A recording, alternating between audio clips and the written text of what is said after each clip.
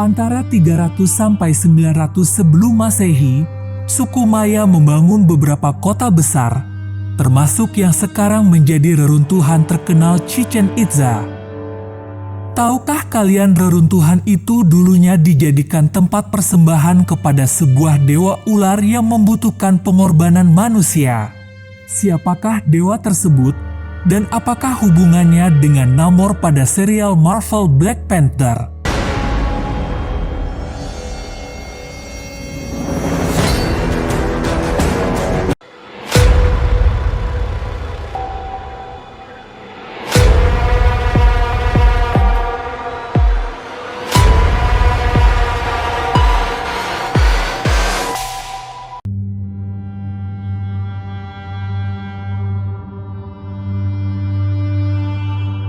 Dalam mitologi Aztec, Kukulkan adalah dewa ular berkepala burung yang dipuja sebagai dewa kebijaksanaan dan ilmu pengetahuan. Dia dikenal sebagai Quetzalcoatl untuk suku Aztec dan Gucumatz untuk suku Quiche, suku Maya yang terletak di Guatemala modern. Legenda mengatakan bahwa Kukulkan lahir dari pernikahan antara dewa matahari dan seorang wanita manusia, dan ia dianggap sebagai dewa yang sangat berkuasa dan dipuja oleh banyak orang di seluruh Mesoamerika. Pada bangsa Maya Yucatec yang menetap di semenanjung Yucatan di utara Mesoamerika kuno, dewa utama mereka adalah ular berbulu Kukulkan yang namanya berarti berbulu, kukul, dan ular, kan. Sosok itu pertama kali muncul, meski jarang, dalam ukiran peradaban Olmec yang makmur di Mesoamerika praklasik dari 1200 sebelum Masehi sampai 400 sebelum Masehi. Tidak banyak lagi yang diketahui tentang Kukulkan kecuali bahwa dewa tersebut memiliki kuil utama yang dipersembahkan untuknya di Chichen Itza, Mayapan, Uxmal, dan lain-lain. Meski Kukulkan dianggap sebagai tokoh sejarah pada abad ke-16, selama abad ke-9 karya seni dari Chichen Itza tidak mengidentifikasi dirinya sebagai manusia. Sebaliknya, mereka menggambarkannya sebagai ular yang melilit pada sosok bangsawan.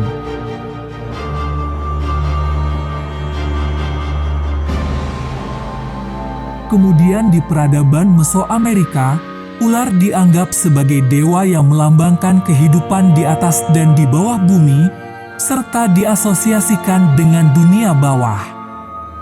Karena kebiasaan hidupnya, ular juga diketahui memiliki gua yang memberi mereka akses ke dunia bawah.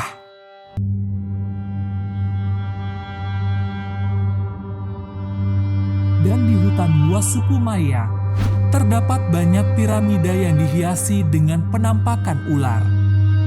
Situs-situs tersebut dibuat untuk menenangkan Kukulkan yang dianggap sebagai dewa pendendam. Selain dibangun untuk menangkap cahaya, struktur ini juga dicat dengan darah selama ritual pengorbanan manusia. Dia memiliki batu permata besar yang dikatakan sebagai sumber dari semua udara. Dia juga membawa sebuah pusaka, yaitu piringan batu besar yang berasal dari masa depan yang jauh dan mempersembahkannya kepada semua manusia. Sayangnya, pengorbanan yang dilakukan untuk kepentingannya dilakukan dengan darah dan menurut mitologi Toltec, Kukulkan membutuhkan pengorbanan hati manusia yang disediakan Toltec melalui pengorbanan manusia.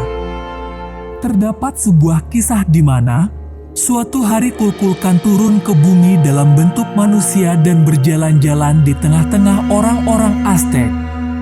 Saat ia melintasi desa kecil di lembah, ia melihat seorang anak miskin yang sedang menangis di tepi jalan.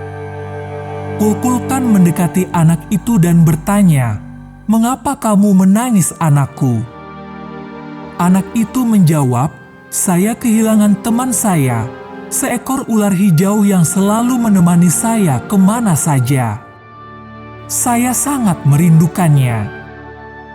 Kulkulkan tersenyum dan berkata, "Jangan khawatir anakku, saya akan membantu kamu menemukan ular hijau itu." Lalu, Kulkulkan berjalan-jalan di sekitar desa dan memanggil-manggil ular hijau itu dengan suara yang nyaring. Setelah beberapa saat, ular hijau itu keluar dari persembunyiannya dan berjalan mendekati Kulkulkan. Kulkulkan berbicara dengan ular hijau itu dan mengatakan, "Anak ini sangat merindukanmu. Apakah kamu mau menjadi temannya lagi?" Ular hijau itu menatap Kulkulkan dengan lembut dan mengangguk.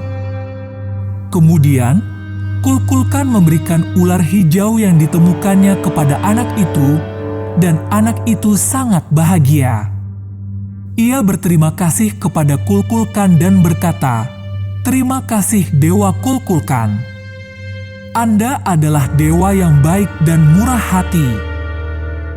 Kulkulkan tersenyum dan menjawab, "Sama-sama anakku, ingatlah, kamu harus merawat temanmu dengan baik dan memberinya kasih sayang yang dia butuhkan. Dan jangan pernah lupa bahwa ada kebaikan di dalam diri kita semua, bahkan dalam yang terkecil dari kita." Dengan kata-kata itu, Kulkulkan meninggalkan desa dan kembali ke dunia dewa. Namun, anak itu selalu merasa beruntung karena telah bertemu dengan dewa yang baik hati dan bijaksana. Walau ada penghancuran kodeks Maya yang tragis oleh penjajah Spanyol dan pendeta Katolik, penggambaran dewa ini ada dalam arsitektur Maya yang bertahan dan tetap menjadi warisan abadi dari peradaban yang dulunya kuat ini.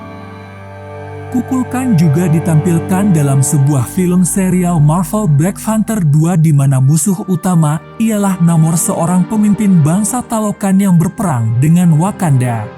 Namor memakai mahkota ular serta mempunyai sayap di kakinya. Semua itu mencirikan Dewa Kulkulkan sebagai dewa ular bersayap. Dan dengan status dewa tersebut, pada akhirnya Namor memang harus melakukan berbagai macam cara untuk membawa kedamaian bagi bangsanya. Dari cerita ini kita belajar bahwa terdapat kebaikan dari setiap pengorbanan walau sekecil apapun. Terima kasih telah menonton video kami. Silakan like dan subscribe untuk mendukung kami. Dan nantikan cerita-cerita berikutnya ya sahabat. Terima kasih.